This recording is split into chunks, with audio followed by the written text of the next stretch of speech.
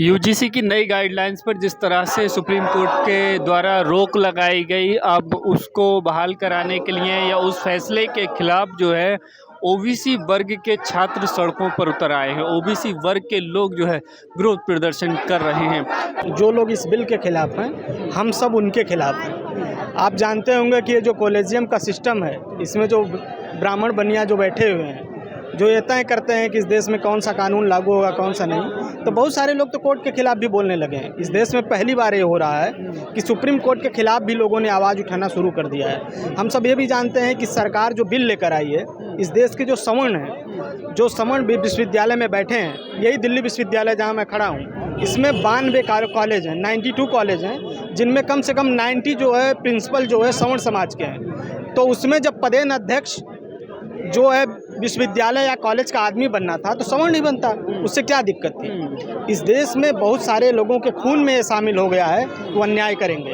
और इस देश के सवर्णों ने कभी भी न्याय के बारे में सोचा ही नहीं। ये जो हजारों साल की जो परंपरा है, जो शोषण और अन्याय की है, एक एक्ट से डर रहे हैं। बताइए, अगर 52% आरक्षण लागू हो गया, प्राइवेट सेक्टर में रिजर्वेशन अभी आना है, ये सब हो गया, तब तो ये मरने पे तैयार हो जाएंगे। एक छोटे से एक्ट से किस बात का डर है? मैं ये पूछना चाहता हूँ सवर्ण समाज से। भारत के इसका मिसयूज होगा, सवर्णों को झूठे केसों में फंसाया जाएगा, सवर्णों की लड़कियों को फंसाया जाएगा। नहीं, मिसयूज कैसे होगा?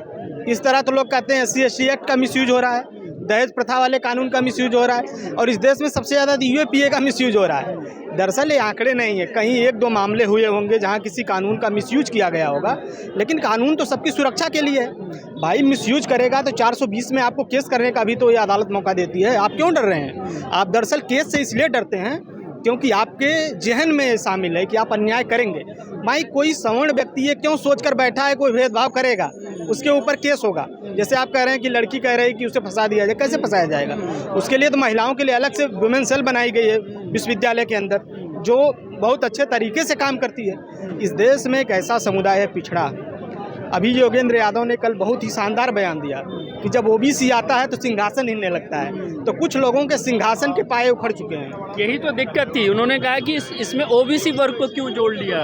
नहीं भाई, OBC में इतनी सारी जातियां हैं, कोई OBC एक क्लास नहीं है। उसमें नाई है, धोबी है, उसमें जो है यादव हैं, पटेल हैं, उसमें कुशवाहा हैं, कुर्मी हैं, सारी जातियाँ हैं। कम से कम 3 से 4 हज़ार जातियाँ हैं। तो उनके लिए इस देश में, जो इस देश की 60% आबादी है, 1931 की जनगणना के अनुसार जो 52% आबादी है, उसके लिए कोई कानून नहीं बनेगा। उसके साथ भेदभाव होता रहेगा। भाई OBC बच्चे के साथ किसी यूनिवर्सिटी कैंपस में भेदभाव होगा तो शिकायत करने कहाँ जाएगा, किसके पास जाएगा? उसके लिए कोई एक्ट तो होना चाहिए।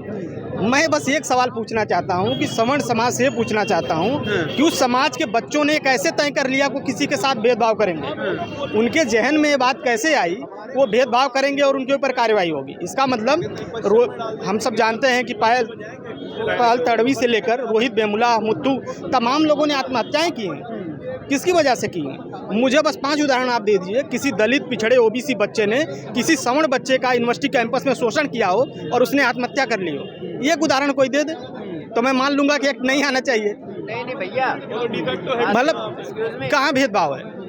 कहाँ भेदभाव है? मतलब किसी OBC दलित बच्चा किसी सवर्ण बच्चे का कैसे शोषण कर रहा है? नहीं कर रहा है ना। कोई पब्लिक डोमेन में इस तरह का डेटा नहीं है। लेकिन कहा गया कि भाई UGC की इस गाइडलाइन से हिंदुओं में बंटवारा होगा, हिंदुओं को बांटने की साजिश है, जो हिंदू एकता बन रही थी। हिंदू का मतलब ब्राह्मण बनियों का शासन, ठीक है? हिंदू का मतलब कुछ जातियों का शासन। कुछ लोग चाहते हैं इस देश की संपत्ति पर, इस देश के संसाधन पर, इस देश की यूनिवर्सिटी पर। इस देश में सोचिए ना, 52% आबादी OBC की है, उसके सिर्फ 51 प्रोफेसर हैं। शर्म आनी चाहिए इस देश को। देश की सबसे बड़ी आबादी के लोग प्रोफेसर नहीं बन रहे हैं। इस देश में 45 सेंट्रल यूनिवर्सिटी, 47 सेंट्रल यूनिवर्सिटी में 40 सवर्ण वाइस चांसलर हैं। इसी दिल्ली विश्वविद्यालय में 90 जो है कॉलेज में सवर्ण प्रिंसिपल हैं। ये सब डेटा है, और ये डेटा कहता है कि भारत में दलितों, पिछड़ों, आदिवासियों के साथ अन्याय हो रहा है। आज भी आदिवासी की सीटें खाली हैं। आज भी NFS कौन होता है? ये पहले, आज से 4 साल पहले रोस्टर लेके आए थे, जिसमें आदिवासी की कल्पना ही नहीं थी इस देश में। तो हम सब ये पूछना चाहते हैं कि किसी एक्ट से डर सिर्फ इस बात का है कि एक समता, समता का कानून जो है उससे डर लगता है। इस देश के सवर्ण ये चाहते हैं कि सामान कानून ना बने, उनका भेदभाव, उनका वर्चस्व लगातार इसी तरह जारी रहे।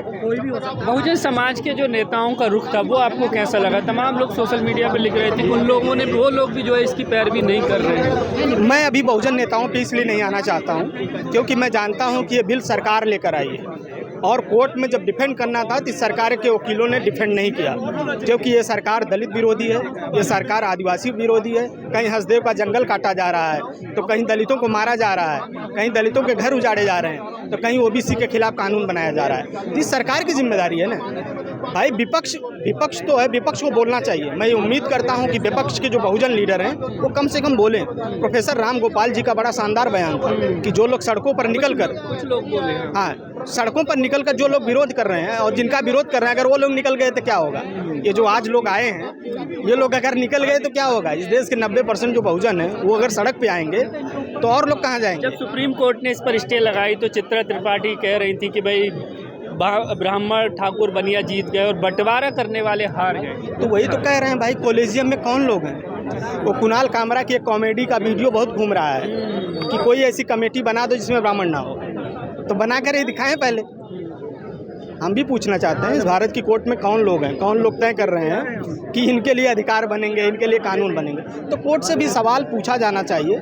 ये दुर्भावना नहीं है, कोर्ट का सम्मान है, लेकिन जजों का सम्मान है ये नहीं, भारत की जनता अच्छे से जानती है। अब क्या उम्मीद लग रही है आपको, क्या कहेंगे अंतिम समय? जैसे रोस्टर वापस हुआ था, जैसे रोस्टर लागू हुआ था 13 पॉइंट, उसी तरह इसको भी लागू करवाया जाएगा और नहीं होगा तो आंदोलन होगा। और आज आपको दिखाई दे रहा है